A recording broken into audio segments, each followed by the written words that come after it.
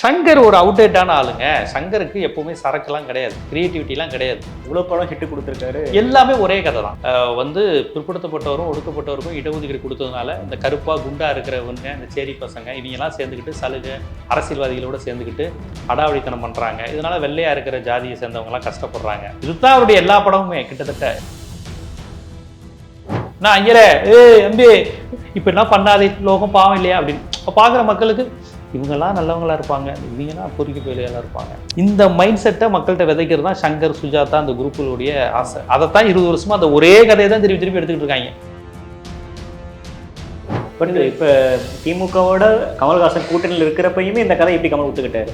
அது வச்சுக்குவாங்க, அதை ராஜ்யசபா சீட்டு கொடுக்குறாங்க அவங்க. அதுக்கு நம்ம என்ன பண்றது? இப்பயும் இடஒதுக்கீடு குறித்து கமல்ஹாசனுடைய கருத்து என்ன? ஆமாம் இல்லை என்று சொல்லி கரெக்டான ஒரு வாக்கியத்தில் வாங்கினுங்க பார்ப்போம். இந்தியன் படத்துடைய கான்செப்டே திராவிட இயக்கத்துக்கு எதிரானது தாங்க. அந்த இந்தியன் படமும் அதான் நோக்கம். அது டெக்னிக்கலாக நல்லா எடுத்திருந்தான். இன்னொன்று அப்போ மக்களுக்கு இந்த ஜென்டில்மேன் படத்தினுடைய விஷமத்தனம் புரியல. இன்னைக்கு உள்ள இளைஞர்கள் சொல்கிறான் ஆமால அப்படி. படம் வந்து கௌதமியோட டான்ஸ் வச்சு ஓட்டாங்க. சிக்கு புக்கு ஒட்டகத்தை கட்டிக்கோன்னா கைத்தட்டவன் யாருன்னா வன்னியர். இவன் விசில் அடிக்கிறான் அப்படிங்கிறான். ஜென்டில்மேன் படம் தனியார் மையத்தை ஆதரித்து வந்த படம், கம்யூனிசத்துக்கு எதிரான படம், திராவிடத்துக்கு எதிரான படம். ஏழை பிராமணர்கள் பாதிக்கப்படுறாங்க. முத்தமிழ் அறிஞர்னு ஒரு ஸ்டில்ல காமிப்பாங்க அந்த படத்தில்.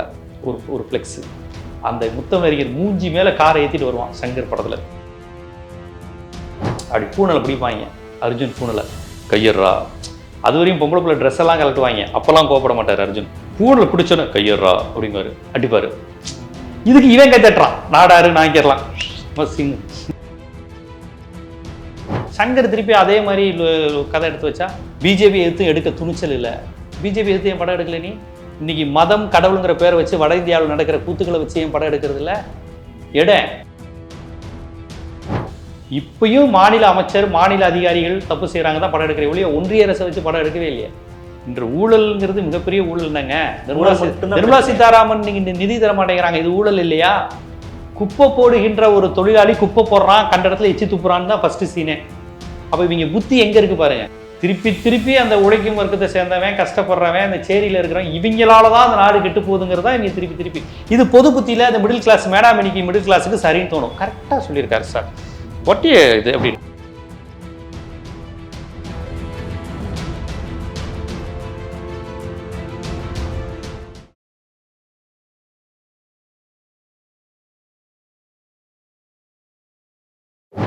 ஃபைனல் கட் நேயர்களுக்கு வணக்கம். இன்றைய சிறப்பு நேர்காணலில் நம்மோடு இணைந்திருக்கிறார் பத்திரிகையாளர் ஜீவ சகாப்தம் அவர்கள்.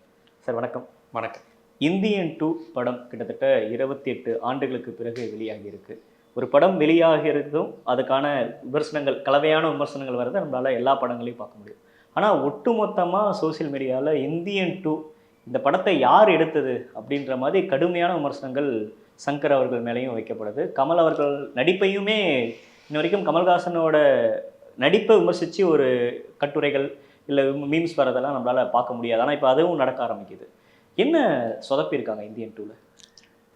இல்லை, எப்படி இந்த படத்துக்கு கமல் சம்மதிச்சாருன்னு தெரியல. அவர்கிட்ட ஓவராலாக போட்டு காமிச்சாங்களாலாம் எனக்கு தெரியல, என்னன்னு தெரியல. படம் வந்து டெக்னிக்கலாக படு ஃபெயிலியரு, ஸ்கிரிப்ட் வைஸ் படு ஃபெயிலியரு.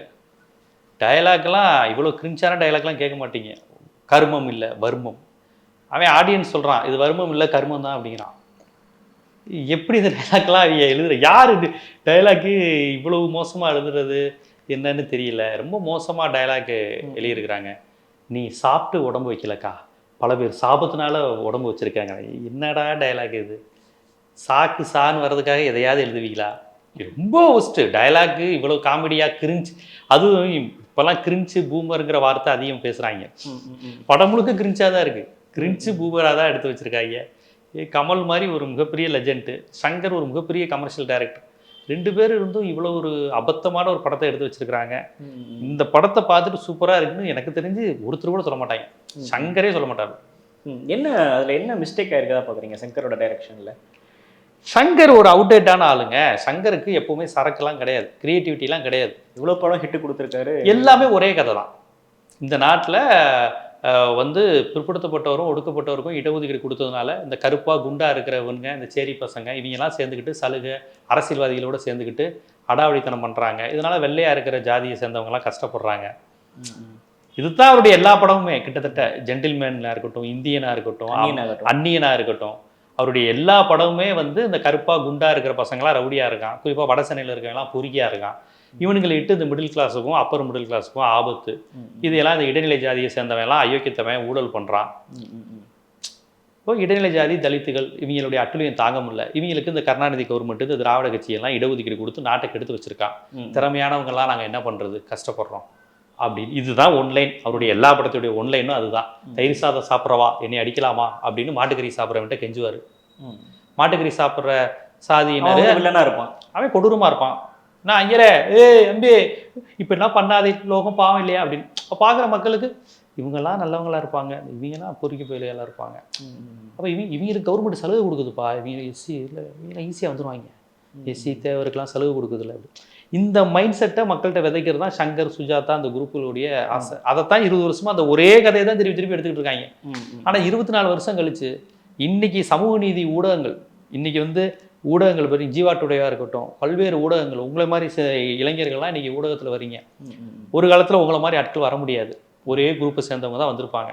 அவன் வந்துக்கிட்டு அவன் தான் கச்சத்தீவுக்கு பிரச்சனைக்கு கருத்து சொல்லுவான். இது டிப்ளமேட்டிக் இஷ்யூனோ, எப்போ பார்த்தாலும் தமிழ் தமிழ் பேசிட்டு இருக்கேள் அப்படிங்குவான். இன்னைக்கு பிரதீப் மாதிரி ஆட்கள் உட்காந்துட்டு தமிழன்னு சொல்லக்கூடாதா சார்னு கேட்குறீங்க. முல்லை பெரியாறு கச்சத்தீவு பிரச்சனையை நார்த் மீடியாவில் யார் உட்காந்து பேசுவா தமிழ்நாட்டு சார்பா? சுப்பிரமணிய சாமி உட்காந்து பேசுவார். LTT is the only issue, not single and race is not issue. இன்னைக்கு எப்படி கிடையாது. எத்தனையோ தமிழர் உணர்வு உள்ள அமைப்புகள் வந்துட்டாங்க, தலித் அமைப்புகள் வந்துட்டாங்க, மீனவர் அமைப்புகள், மனித உரிமை அமைப்புகள் எல்லா சமூகத்திலும் மேலே வந்திருக்காங்க.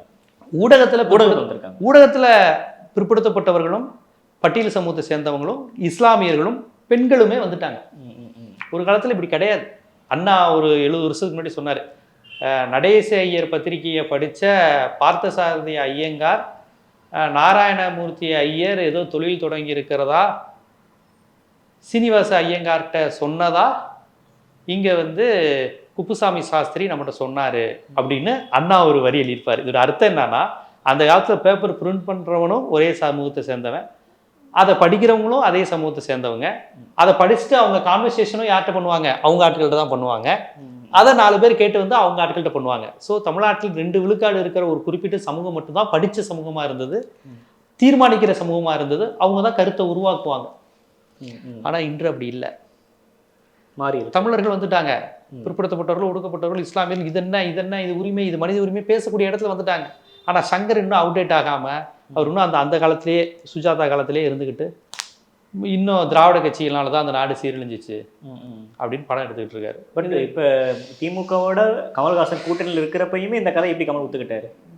கமலுக்கு வந்து திராவிட வன்மம்ங்கிறது இயல்பாக இருக்கும்ல, திராவிட எதிர்ப்புங்கிறது அடிப்படையில் சுஜாதா, கமலஹாசன், பாலச்சந்தர், விசுக்கெலாம் இருக்கும். சங்கரை விடவே கமலுக்கு தான் கூட இருக்கும். அவங்க நோக்கமே வந்து திராவிட கட்சிகளால் நாடு சீரழிஞ்சது தான். சத்யா படத்துல இருந்தே இந்த திராவிட கட்சிகளை எப்படியாவது அழிக்கணும், திராவிடத்தை அழிக்கணும், திராவிடத்தால் நாடு சீரழிஞ்சிச்சு. விசு போன்றவர்கள் வெளிப்படையாக பேசுவாங்க, பாலச்சந்தர் போன்றவங்க கொஞ்சம் இலக்கியத்தரமாக சொல்லுவாங்க, கமல் போன்றவங்க வழக்கம் போல் யாருக்கும் புரியாமல் அதை பேசுவாங்க. ஆனால் உண்மையான நோக்கம் திராவிடம் அழியணும், இந்த பெரியாரிய சிந்தனைகள், இந்த சமூக நீதி, இடஒதுக்கீடு, தமிழர் அரசியல், இதுக்கு எதிரான மனநிலை தான் பாலச்சந்தர்களும் கமலஹாசனும் மணிரத்னமும் விசு போன்றவர்களும். இது விசு மட்டும் இன்னும் அந்த கொள்கை நிலைப்பாட்டில் தான் இருக்கிறாரா கமல்? கமலுக்கு ஒரே கொள்கை திராவிட எதிர்ப்பு தானேங்க.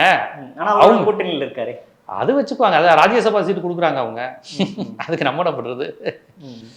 அவங்களுக்கு அவரு திராவிட எதிர்ப்பு தானே. இப்பயும் இடஒதுக்கீடு குறித்து கமலஹாசனுடைய கருத்து என்ன நீங்கள் தெளிவாக வாங்கிடுங்க. பிரதீப் போய் ஒரு கேள்வியாளர், சார் இடஒதுக்கீடு சாதி அடிப்படையில் இடஒதுக்கீடு வேணுமான்னு கேட்டால் ஆமாங்கிற வார்த்தை லல்லு பிரசாத் யாதவ் சொல்லுவார், நிதிஷ்குமார் சொல்லுவார், திமுக சொல்லும், அதிமுக சொல்லும், பாமக சொல்லும், காங்கிரஸ் சொல்லும், ராகுல் காந்தி சொல்லுவார், மம்தா பற்றி எனக்கு தெரியாது, இத்தனை பேர் சொல்லுவாங்க. கமலஹாசன்ட்ட இடஒதுக்கீடு சாதி அடிப்படையில் வேண்டுமா அப்படிங்கிறத ஆமாம் இல்லை என்று சொல்லி கரெக்டான ஒரு வாக்கியத்தில் வாங்கிடுங்க பார்ப்போம். ஆம், ஒடுக்கப்பட்டவர்கள் சாதியின் அடிப்படையில் இருக்கும்போது சாதியின் அடிப்படையில் தான் வேண்டும் அப்படின்னு ஒரு வாயிலிருந்து சொல்ல வைங்க பார்ப்போம். சொல்ல மாட்டார். ஒடுக்கப்பட்டவர்கள் சாதியாலோ அல்லது பொருளாதாரத்தாலோ எப்படியாக இருந்தாலும் அவர்களுக்கு கொடுக்க வேண்டியது அரசின் கடமையாக இருக்கும் பட்சத்தில் அதை செய்ய வேண்டிய உணர்வும் கடமையும் உங்களுக்கும் எனக்கும் இருக்கும்போது அதை நான் உண்மையான பாதிக்கப்பட்டவர்கள் யார் என்று தேட வேண்டிய கடமையும் இப்படி சொல்லி தான் முடிப்பார். கடைசியில் நீங்கள் கேட்ட கேள்வியை மறந்துடுவீங்க. நானே மறந்துட்டேன். ஆமாம், நம்ம என்ன கேட்டோம் அப்படின்ட்டு. அதுதான் இப்போ வரையும் கமல் எதுக்குமே டேரக்டா பதில் சொல்ல மாட்டார். இப்போ இந்தியன் 1 வந்து அரசியல் ரீதியா நிறைய விமர்சனங்கள் அந்த படத்து மேல இருந்தாலும் அது கமர்ஷியலா ஒரு வெற்றி பெற்ற ஒரு படம். அதுல இருந்து எதை இதை தவற விட்டாங்க? எல்லாத்தையும் தவற விட்டாங்க. கமலஹாசனே தவற விட்டாங்க. கமலஹாசன்கிற ஒரு அபார நடிகன், அற்புத நடிகருங்க. கமலஹாசன் கருத்தியல் ரீதியாக அப்படி இருக்கட்டும், நடிப்புன்னு பார்த்தா நடிப்புக்காக தன்னை அர்ப்பணித்தவர் இல்லையா.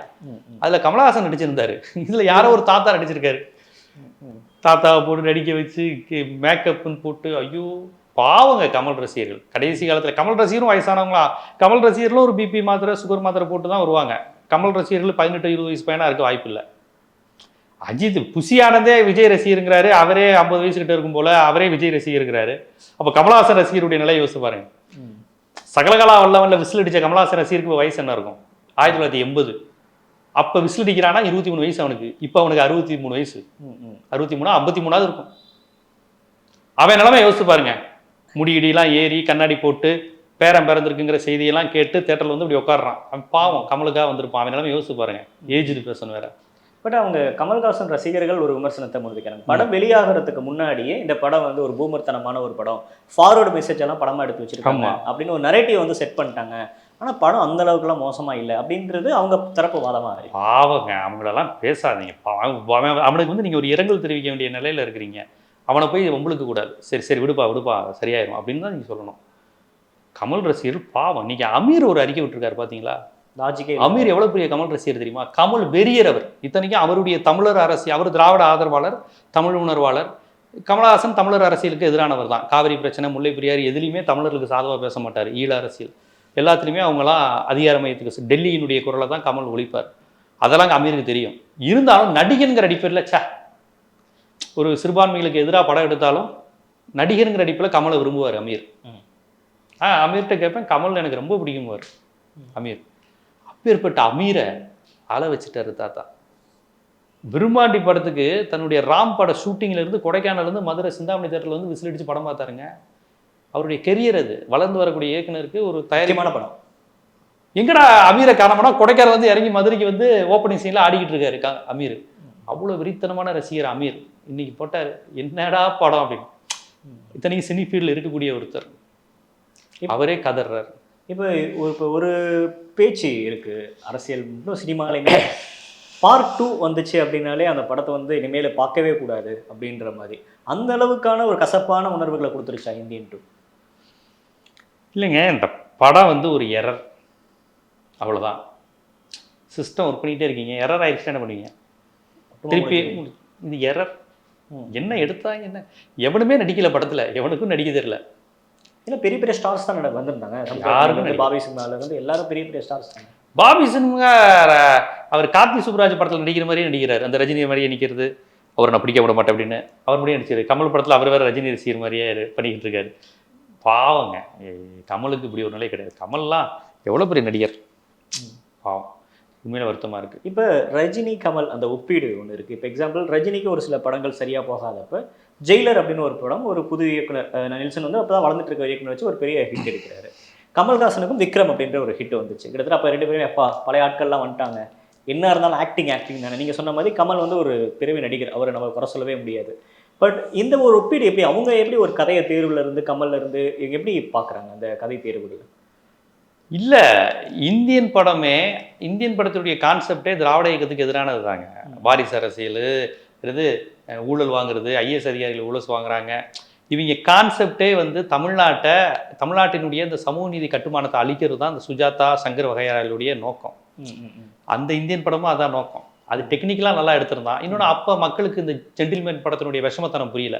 இன்னைக்கு உள்ள இளைஞர்கள் சொல்கிறான் ஆமால அப்படின்னு. இடஒதுக்கு எதிரான படம் அது. அது படம் வந்து கௌதமியோட டான்ஸை வச்சு ஓட்டினாங்க. சிக்கு புக்கு ஒட்டகத்தை கட்டிக்கோன்னா கைத்தட்டவன் யாருன்னா வன்னியர், பறையர், உடையார். அவனுக்கு எதிராக தான் படத்தை எடுத்திருக்கான். வன்னியருக்கும் தேவருக்கும் எதிராக தான் அந்த படத்தையே எடுத்து வச்சிருக்கான். இவன் விசில் அடிக்கிறான் அப்படிங்கிறான். ஜென்டில்மேன் படம் தனியார் மையத்தை ஆதரித்து வந்த படம், கம்யூனிசத்துக்கு எதிரான படம், திராவிடத்துக்கு எதிரான படம். மண்டல் கமிஷன் நரசிம்மராவ் கொண்டு வராரு. தனியார் மயம் எல்லாத்தையும் ஓப்பன் பாலிசி, உலகமயமாக்கல் வருது. உலகமயமாக்கல் வந்து என்ன அர்த்தம்? அரசு துறை முடங்கும், தனியார் துறை வரும். ஜென்டில்மேன் படத்தோட கதை என்ன? அரசு துறையில் இடஒதுக்கீடு மூலமாக தகுதி திறமை போகுது, நான் தனியாராக கொள்ளையடிச்சு ஒரு காலேஜை கட்டுறேன். பிரைவேட் செக்டாருக்கு ஆதரவு, இடஒதுக்கீடுக்கு எதிர்ப்பு. ஏழை பிராமணர்கள் பாதிக்கப்படுறாங்க. இடைநிலை சாதியை சேர்ந்த திராவிட கட்சிகள் அரசியல்வாதிகள் கொள்ளையடிக்கிறான். முத்தமிழ் அறிஞரேன்னு ஒரு ஸ்டில்ல காமிப்பாங்க அந்த படத்தில், ஒரு ஃப்ளெக்ஸு. அந்த முத்தமிழ் அறிஞர் மூஞ்சி மேலே காரை ஏற்றிட்டு வருவான் சங்கர் படத்தில். வேன் வரும், ஜென்டில்மேனில் ஒரு சீன் வரும். அப்படி பூனலை பிடிப்பாங்க, அர்ஜுன் பூனலை கையறா. அது வரையும் பொம்பளை பிள்ளை ட்ரெஸ் எல்லாம் கலட்டுவாங்க. அப்போல்லாம் கோவப்பட மாட்டார் அர்ஜுன். பூனலை பிடிச்சோன்னு கையறா அப்படிங்குவாரு, அடிப்பார்.